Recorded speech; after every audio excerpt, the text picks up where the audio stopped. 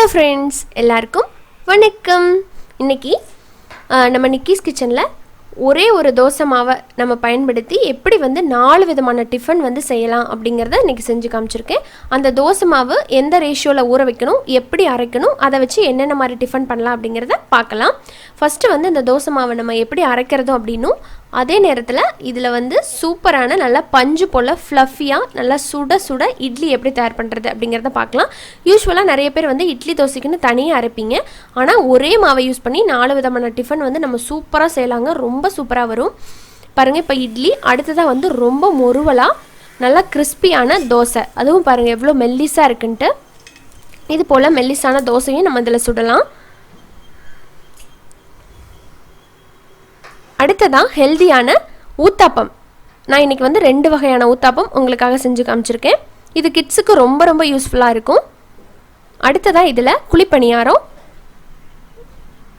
நல்லா outer layer வந்து கிறிஸ்பியாகவும் inner layer வந்து அவ்வளோ சாஃப்டாகவும் இருக்கிற அருமையான குழிப்பணியாரம் எப்படி பண்ணுறதுன்னு இதில் செஞ்சு காமிச்சிருக்கேன். இது 4 பேசிக்கான ஒரு ரெசிபி தான். இப்போ வாங்க நம்ம டேரெக்டாக வீடியோக்குள்ளே போய் எப்படி பண்ணுறதுன்னு பார்த்துடலாம். வீடியோக்குள்ளே போகிறதுக்கு முன்னாடி நம்ம சேனல் நிக்கிஸ் கிச்சனை இன்னும் சப்ஸ்கிரைப் பண்ணாத நண்பர்கள் ப்ளீஸ் சப்ஸ்கிரைப் பண்ணிக்கோங்க. கூடவே இருக்கிற பெல் சிம்பிளையும் மறக்காமல் கிளிக் பண்ணிக்கோங்க. அந்த பெல் சிம்பிளை கிளிக் பண்ணினீங்க அப்படின்னா தான் நான் ஃப்யூச்சரில் போடுற வீடியோஸோட அப்டேட் வந்து உங்களோட நோட்டிஃபிகேஷன்ஸில் வந்து நிற்கும். நீங்கள் மிஸ் பண்ணாமல் என்னோட எல்லா வீடியோவையும் பார்த்து என்ஜாய் பண்ணலாம். உங்களோட பெரிய சப்போர்ட்டை எனக்கு கொடுப்பீங்கன்னு நம்புகிறேன். இப்போ குயிக்காக வீடியோக்குள்ளே போயிடலாம். இட்லிக்கு மாவு அரைக்கிறதுக்கு ஃபஸ்ட்டு நம்ம அரிசி ஊற போட்டுடலாம். அதுக்கு எந்த டம்ளரில் அளவு எடுத்திங்கனாலும் நான் சொல்கிற அளவு எடுத்துக்கோங்க. உங்கள் ஃபேமிலிக்கு தகுந்த மாதிரி நீங்கள் அளவை போட்டுக்குங்க. நான் வந்து இந்த டம்ளரில் 3 டம்ளர் வந்து இட்லி அரிசி போடுறேன்.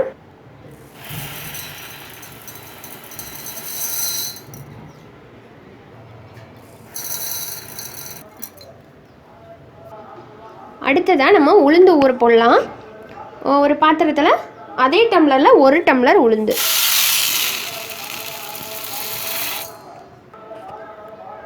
ஒரு 1.5 டீஸ்பூன் அளவுக்கு மட்டும் வெந்தயம் போட்டுக்கலாம்.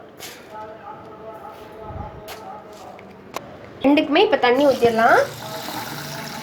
தண்ணி ஊற்றி ஃபஸ்ட்டு தண்ணியை நல்லா அலசி வெளியே ஊற்றிடலாம். ஃபஸ்ட்டே நம்ம இந்த மாதிரி அலசி ஊற்றிட்டு அதுக்கப்புறம் ஊற போட்டுட்டோம்னா அதே தண்ணியை நம்ம ஊற்றி ஊற்றி அரைச்சிக்கலாம். அப்படி வேண்டாம்னா வெளியும் ஊற்றிக்கலாம், ஒன்றும் பிரச்சனை இல்லை. அதனால் ஃபஸ்ட்டு தண்ணியை நம்ம வெளியே ஊற்றிடலாம்.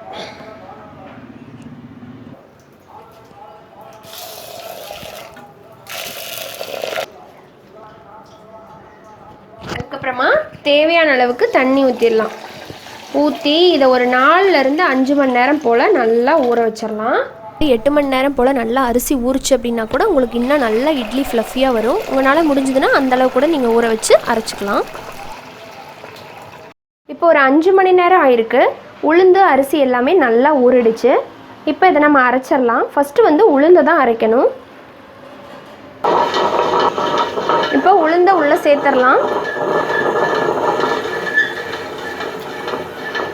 சேர்த்துட்டு கொஞ்சம் கொஞ்சமாக தண்ணி சேர்த்துக்கலாம். தண்ணியை வந்து மொத்தமாக சேர்த்துறாமல் தேவைங்கிறப்ப லைட்டாக தெளித்து நம்ம அரைச்சிக்கலாம். மொத்தமாக சேர்த்துட்டிங்க அப்படின்னா பருப்பு வந்து நல்லா அரைப்படாது. ஸோ அதனால் கொஞ்சம் அரைக்க கொஞ்சம் கொஞ்சமாக சேர்த்து நல்லா தெளித்து அரைச்சிக்கோங்க. ஏன் நம்ம உளுந்து பருப்பு ஃபஸ்ட்டு அரைக்கிறோம் அப்படின்னா கிரைண்டர் வந்து சூடாகிறதுக்கு முன்னாடியே உளுந்து நம்ம அரைச்சி எடுத்துடணும். உளுந்து வந்து சூடாயிருச்சுன்னா இட்லி கண்டிப்பாக நல்லா வரவே வராது, ரொம்ப கல் மாதிரி ஆகிடும். ஸோ இந்த மாதிரி பாருங்கள் தரன்னு இருக்குது. இப்போ இந்த ஸ்டேஜில் நம்ம கொஞ்சம் கொஞ்சமாக தண்ணி சேர்த்து அரைச்சிக்கலாம். உங்களுக்கு வந்து இப்போவே சில கிரைண்டர் வந்து சூடாகிற மாதிரி ஒரு ஃபீல் ஆச்சு அப்படின்னா நீங்கள் பார்த்தீங்கன்னா இந்த மாதிரி ஐஸ் வாட்டர் யூஸ் பண்ணி அதை ஊற்றி நீங்கள் அரைச்சிக்கலாம். நல்லா ஜில்லுன்னு இருக்கும். இப்போ ஒரு 20 நிமிஷம் ஆயிருக்கு. இப்போ பாருங்கள் நம்ம போட்ட அளவில் இருந்து நல்லா ஒரு டபுள் ஆகிடுச்சு பாருங்கள். 2 மடங்கு வந்து மாவு அதிகமாகிடுச்சு. இப்போ மாவு வந்து கரெக்டாக அரைச்சிருச்சா அப்படின்னு எப்படி பார்க்குறது அப்படின்னா, கையை வந்து நனைச்சிக்கோங்க. பச்சை தண்ணியில் நனைச்சதுக்கப்புறமா இப்படி தொட்டு பாருங்கள். தொட்டு பார்த்தீங்கன்னா ஒட்டவே ஒட்டாது. இப்போ 25 நிமிஷத்துக்கு அப்புறமா உளுந்து மாவு நல்லா கரெக்டான பக்குவத்தில் அரைப்பட்டு தோண்டி எடுத்துக்கிட்டு இருக்கிறேன். இது சரியான பக்குவத்தில் அரைச்சிருச்சா அப்படிங்கிறத செக் பண்ணுறதுக்கு இன்னொரு மெத்தட் இருக்குது. என்னென்னா, ஒரு சின்ன கிண்ணத்தில் தண்ணியை நிரப்பிக்கோங்க. இதிலிருந்து கொஞ்சோண்டு மாவு எடுத்து உள்ளே போட்டிங்க அப்படின்னா டக்குன்னு உள்ளே போயிட்டு மேலே மிதக்கணும், வெண்ணெய் மாதிரி மிதக்கணும். நீங்கள் அதை அழுத்துனீங்கன்னா கூட உள்ளே போகாது, மேலேயே வந்து மிதந்துட்டுருக்கும். அப்போ வந்து சரியான பக்குவத்தில் அரைப்பட்டு வந்துச்சுன்னு அர்த்தம். நீங்கள் அதை தோண்டி எடுத்துடலாம். இப்போ பர்ஃபெக்டாக எனக்கு அரைப்பட்டுருச்சு. இப்போ நான் வெளியே எடுத்துகிட்டு உங்ககிட்ட காமிக்கிறேன். உளுந்து வந்து நல்லா தோண்டி வேறு ஒரு பாத்திரத்தில் மாற்றியாச்சு. அடுத்து நம்ம அரிசி போட்டு அரைச்சி எடுத்துக்கலாம்.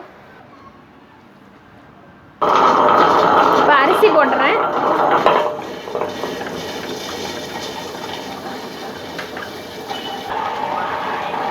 அரிசியை கொஞ்சம் கொஞ்சமாக சேர்த்தாச்சு.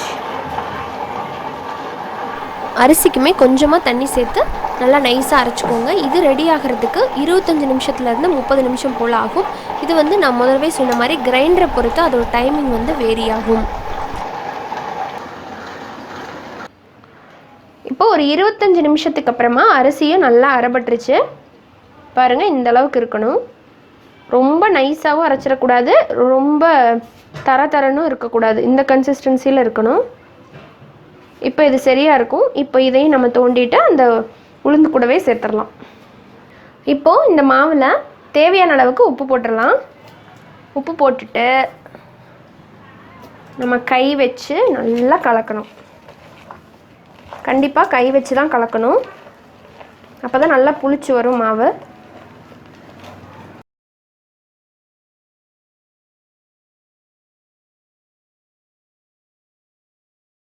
இப்போ உப்பு சேர்த்து நல்லா கலந்தாச்சு. இப்போ மூடி போட்டு நல்லா ஒரு 8 மணி நேரத்துலேருந்து 10 மணி நேரம் இதை விட்டுறலாம். நல்லா புளிச்சு வரட்டும். நேற்று வந்து மாவு அரைச்சி வச்சோம். இப்போ காலையில் பார்க்கலாம் மாவு எந்த அளவுக்கு புளிச்சு வந்திருக்குன்னு. ஸோ உங்களுக்கு தெரியும்னு நினைக்கிறேன். பாருங்கள், இந்த அளவுக்கு நல்லா புளிச்சிடணும். அப்போ தான் வந்து இட்லி நல்லா வரும். ஸோ ரொம்ப போட்டு கிளற வேண்டாம், லைட்டாக கிளறினா போதும். அப்போ அந்த ஏர் பபிள்ஸ் தான் வந்து உங்களுக்கு இட்லியை வந்து சாஃப்டாக வர்றதுக்கு ஹெல்ப் பண்ணுறது. ஸோ சும்மா ஒரு லைட்டாக ஒரு கிளறிக்கிட்டு அதுக்கப்புறமா நம்ம இட்லி ஊற்றலாம். இப்போ நம்ம இட்லி ஊற்ற ஆரம்பிச்சிடலாம். நான் வந்து இந்த மாதிரி துணி வச்சு யூஸ் பண்ணுற இட்லி பாத்திரம் தான் வச்சுருக்கேன். நீங்கள் ஆயில் தடவர மாதிரி இருந்தால் அது மாதிரி கூட நீங்கள் யூஸ் பண்ணிக்கலாம். இப்போ துணியை வந்து நல்லா பிழிஞ்சிட்டு போட்டாச்சு. போட்டதுக்கப்புறமா இப்போ இட்லி ஊற்றிடலாம். மாவு வந்து அளவளவாக எடுத்து ஊற்றிக்கோங்க. இது வந்து பாதி மாவை நான் வந்து ஃப்ரிட்ஜில் ஸ்டோர் பண்ணிவிட்டேன், பாதி வந்து இதில் வச்சுருக்கேன். ஸோ ரொம்ப திக்காகவும் இருக்கக்கூடாது, ரொம்ப லூஸாகவும் இருக்கக்கூடாது. பாருங்கள், இந்த கன்சிஸ்டன்சியில் இருக்கணும். அப்போ தான் இட்லி வந்து கரெக்டாக வரும்.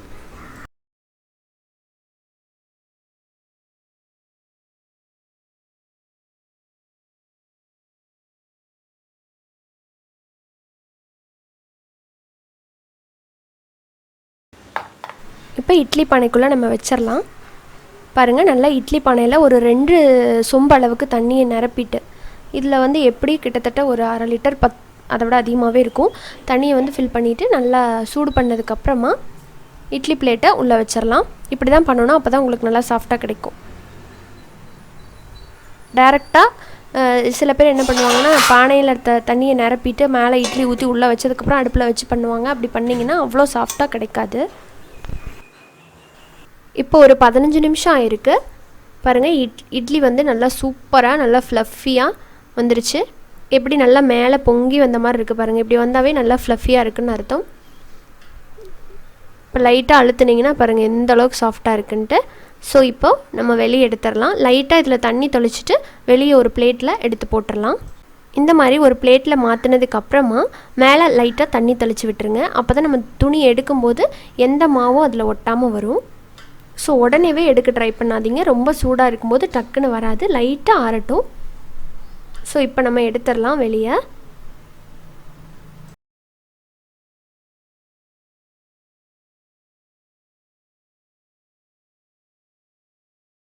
துணியில் அவ்வளோக்கா சுத்தமாக ஒட்டவே இல்லை, சூப்பராக வந்திருக்கு, நல்லா ஃப்ளஃபியாக இருக்குது. இப்போ பாருங்கள் எந்த அளவுக்கு இருக்குதுன்னு காமிக்கிறேன், ஓப்பன் பண்ணி காமிக்கிறேன் பாருங்கள். ஸோ நல்லா சாஃப்டாக உள்ளே பாருங்கள் பஞ்சு மாதிரி யம்மியான இட்லி நமக்கு ரெடி. இப்போ இதை நம்ம சர்வ் பண்ணிடலாம்.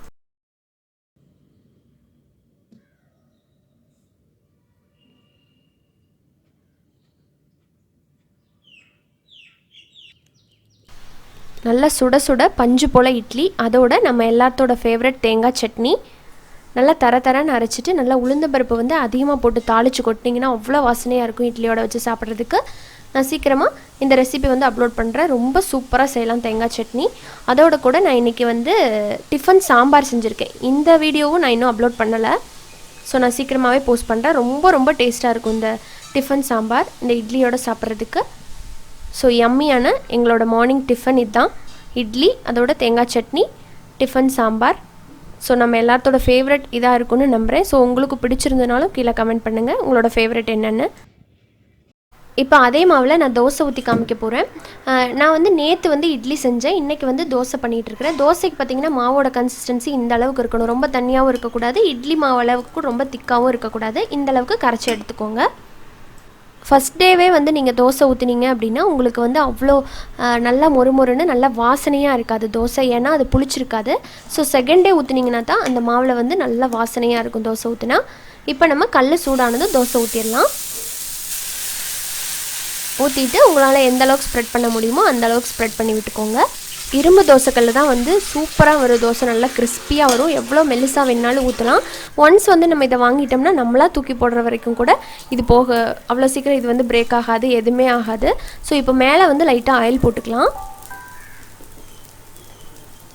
உங்களுக்கு வேணும் கிட்ஸுக்கெல்லாம் கொடுக்குறீங்கன்னா நெய் கூட போட்டு கொடுக்கலாம், ரொம்ப நல்லாயிருக்கும். இப்போ ஒரு பக்கம் நல்லா கிறிஸ்பி ஆகிறது வரைக்கும் வெயிட் பண்ணலாம். இப்போ பார்த்தீங்கன்னா ஒரு சைடு நல்லா கிறிஸ்பி ஆகிடுச்சு பாருங்கள். அப்படியே அந்த கல்லுலேருந்து தானாகவே தூக்கிட்டு வருது. உங்களுக்கு டிஃப்ரென்ஸ் தெரியும்னு நினைக்கிறேன். நான் இந்த இடத்துல கேப்சர் பண்ணியிருக்கேன் பாருங்கள். தானாகவே அப்படியே கிறிஸ்பி ஆகி மேலே வந்துடும். இப்போ நம்ம இதை வெளியே எடுத்துடலாம். திருப்பி போட வேண்டிய அவசியம் கிடையாது, ஏன்னா நான் ரொம்ப மெல்லிஸாக ஊற்றிருக்கேன் பாருங்கள். நல்லா ரோஸ்ட் ஆகி வந்துருச்சு. உள்ளே கொஞ்சம் சாஃப்டாக இருந்தால் தான் ரொம்ப நல்லாயிருக்கும். ஸோ அதனால் நான் திருப்பி போடவே இல்லை, அப்படியே மடக்கிட்டேன். ரொம்ப கிறிஸ்பியாக நல்லா அப்படியே எவ்வளோ மெல்லிஸாக இருக்குது பாருங்கள். சூப்பரான தோசை ரெடி. இன்றைக்கும் தேங்காய் சட்னி தான் நான் வச்சுருக்கேன். ஆனால் வந்து காஞ்ச மிளகா போட்டு நல்லா பாருங்கள். நான் முதவே சொன்ன மாதிரி கடுகு உளுந்த பருப்புலாம் நிறைய போட்டு தாளிச்சு கொட்டி வச்சோம்னா ரொம்ப வாசனையாக இருக்கும். இன்றைக்கி வந்து காஞ்ச மிளகா போட்டு அரைச்சிருக்கேன். இது வந்து எங்கள் குட்டி பாப்பாவோட ஃபேவரெட். ஸோ அவளுக்கு எப்பயுமே தேங்காய் சட்னினா ரொம்ப பிடிக்கும். அதனால தான் தோசை ஊற்றும் போது கம்பல்சரி தேங்காய் சட்னி வந்து நான் வச்சுருவேன். பாருங்கள் இப்போ இந்த தோசையை எடுத்து அப்படியே அந்த சட்னியில் ரொம்ப சாஃப்டாகவும் இருக்கும், உள்ள வெளியே வந்து பஞ்சு போல் அவ்வளோ அருமையாக இருக்கும் கிறிஸ்பியாக. அவ்வளோதான், சூப்பரான தோசை ரெடி. இப்போ நம்ம அடுத்த ரெசிபிக்கு போயிடலாம். அடுத்ததாக இதே மாவில் நான் ஊத்தாப்பம் செஞ்சு காமிக்க போகிறேன். இப்போ கல் சூடானதும் மாவை ஊற்றிடலாம். ஊத்தாப்பத்துக்கு வந்து தோசை மாவு அளவுக்கு கன்சிஸ்டன்சி இருந்தாவே போதும். ஒன்றும் இல்லைங்க, தோசை ரொம்ப ஸ்ப்ரெட் பண்ணுவோம் நம்ம. இது வந்து லைட்டாக ஸ்ப்ரெட் பண்ணிவிட்டு அப்படியே விட்டுறணும். கொஞ்சம் மொத்தமாக இருந்தால் தான் மேலே நம்ம ஆனியன்ஸ் போட்டுக்கலாம், இல்லை அப்படியே ப்ளைனாக சாப்பிட்லாம், இல்லை இட்லி பொடி தூவி நம்ம ஊத்தாப்பம் பண்ணலாம். எது வேணாலும் நமக்கு பிடிச்ச மாதிரி வெஜிடபிள்ஸ் ஆட் பண்ணி கூட சாப்பிட்டுக்கலாம். அதனால் கொஞ்சம் மொத்தமாக இருக்கணும், அப்போ தான் நல்லாயிருக்கும். நான் இன்றைக்கி உங்களுக்கு 2 வெரைட்டி ஆஃப் ஊத்தாப்பம் செஞ்சு காமிக்க போகிறேன். ஃபஸ்ட்டு ஆஸ் யூஷுவல் வெங்காயம் போட்டுறேன். சின்ன வெங்காயத்தை நல்லா பொடிசாக கட் பண்ணி மேலே தூவி விட்டுக்கிறேன். அதோட நல்லா பொடிசாக கட் பண்ணி நல்லா துருவின கேரட் வந்து நான் ஆட் பண்ண போகிறேன். இந்த சீஸ் கிரேட்டர் இருக்குது இல்லைங்களா, அதில் துருவி போட்டுக்கோங்க. ரொம்ப மெல்லிஸாக இருக்கும், சீக்கிரமாக குக் ஆகிடும், சாப்பிட்றதுக்கு ரொம்ப நல்லாயிருக்கும். போட்டதுக்கப்புறமா இதில் வந்து கொஞ்சோண்டு மல்லி இலை நல்ல வாசனைக்காக போட்டுட்டு, இதுக்கு கொஞ்சம் ஆயில் வந்து கொஞ்சம் அதிகமாக தேவைப்படும். ஏன்னா நம்ம நிறைய மாவு ஊற்றி இருக்கிறதுனால கொஞ்சம் ஆயில் சேர்த்தா தான் நல்ல வாசனையாக இருக்கும். ஆயில் விட்டுட்டு ஒரு சைடு குக் ஆகிறது வரைக்கும் நம்ம வெயிட் பண்ணலாம். ஸோ இப்போ உங்களுக்கு பார்த்தாவே தெரியும், நல்லா அங்கங்கே ஓட்டையாக வந்திருக்கு பாருங்கள், ஊத்தாப்பத்தில் இருக்கிற மாதிரி ரொம்ப சூப்பராக வருங்க. இப்போ இது ஒரு சைடு நல்லா ப்ரௌன் ஆகட்டும். இப்போ நம்ம திருப்பி போட்டுடலாம்.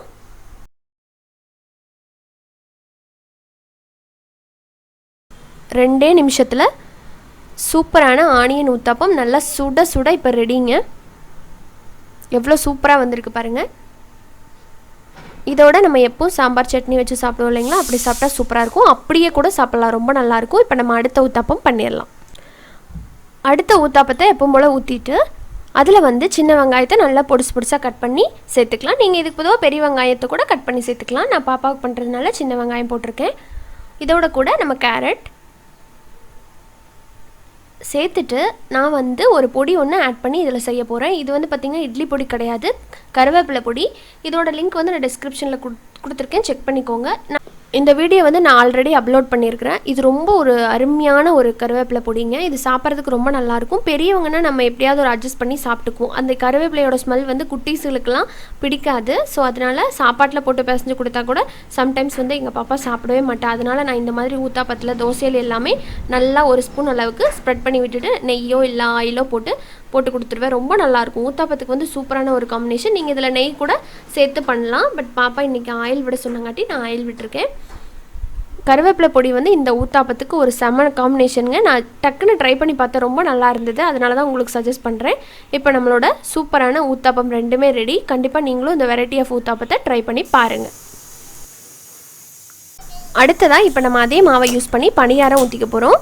பணியாரம் வந்து லாஸ்ட் டே மாவோட கடைசி நாள் வந்து பணியாரம் ஊற்றுங்க. நல்லா புளிச்சிருந்தா தான் பணியாரம் சாப்பிட்றதுக்கு ரொம்ப ரொம்ப நல்லாயிருக்கும். இப்போ கல் சூடானதும் எல்லா குழியிலையும் நான் ஆயில் விட்டுக்க போகிறேன். கொஞ்சம் ஆயில் வந்து சேர்த்து விடுங்க. அப்போ தான் நல்லா அவுட்டர் லேயர் வந்து கிறிஸ்பியாக கிடைக்கும். இப்போ ஆயில் வந்து நல்லா ஓஹோ கரண்ட் போயிடுச்சு. இப்போ பாருங்கள், நான் வந்து பணியாரம் ஊற்றிடுறேன். அந்த குழியில் முக்கால்வாசி மட்டும் ஃபில் பண்ணுங்கள். ஃபுல்லாக ஃபில் பண்ணிடாதீங்க, ஏன்னா அது லைட்டாக உப்பி வரும். அதனால் முக்கால்வாசி மட்டும் ஃபில் பண்ணி எல்லா குழியும் நம்ம நிரப்பிடலாம். ஸோ குழிப்பணியாரம் நிறைய பேர்த்துக்கு ரொம்ப பிடிக்கும்னு நினைக்கிறேன். ஸோ எங்கள் வீட்லேயும் ரொம்ப ஃபேவரட் குழிப்பணியாரம். இதில் வந்து நல்லா வெங்காயம், கேரட்டு, இது மாதிரி கடுகு எல்லாம் தாளித்து கொட்டி சுட்டோம் அப்படின்னா எந்த சைட் டிஷ்ஷும் தேவையில்லை. இதுக்குமே பாருங்கள் நல்லா எப்படி ஓட்டையாக வந்திருக்கு பாருங்கள். ஒரே மாவில் நம்ம இதில் எல்லாமே பண்ண முடியும். ரொம்ப ஈஸியாக இருக்கும். இப்போ ஒரு சைடு வந்து நல்லா கிறிஸ்பியாக வந்துருச்சுன்னு நினைக்கிறேன். இப்போ நம்ம திருப்பி போட்டுடலாம். உங்களுக்கு பார்த்தாவே தெரியும் கீழே நல்லா குக்காய் வந்துடுச்சு. தனியாக அப்படியே அந்த கல்லை விட்டு சைடில் அப்படியே நிற்கும், அதுலேருந்தே தெரிஞ்சுக்கலாம். இப்போ கரெக்டாக ரோஸ்ட் ஆகிடுச்சு. இதே மாதிரி நான் எல்லாத்தையும் பண்ணிக்க போகிறேன். திருப்பி விட்டுக்கலாம்.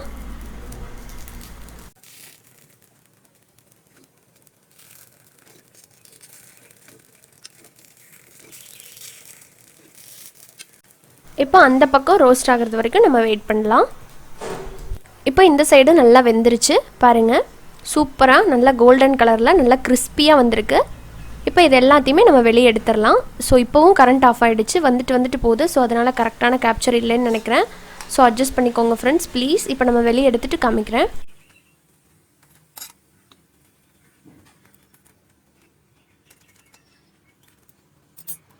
அவ்வளோதாங்க, சூப்பரான குழிப்பணியாரம் ரெடி.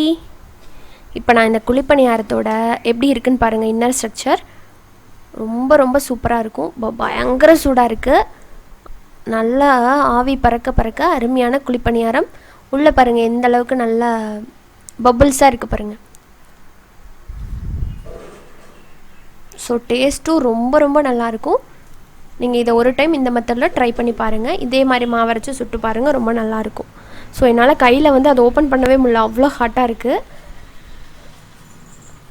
ஸோ இது எங்கள் வீட்டில் எங்களோட ஆல் டைம் ஃபேவரட் வந்து இதோட சாம்பார் தான். இது வந்து ப்ளைனாக பண்ணால் நான் சாம்பார் தொட்டுக்குவேன். அப்படி இல்லைன்னா வெங்காயம் அதெல்லாம் தாளிச்சு கொட்டி பண்ணோம் அப்படின்னா அப்படியே சாப்பிட்டுட்டே இருக்கலாம். கூட வந்து நான் இன்றைக்கி வந்து என்ன சாம்பார் வச்சுருக்கேன் தெரியுமா? முருங்கைக்காய் சாம்பார்.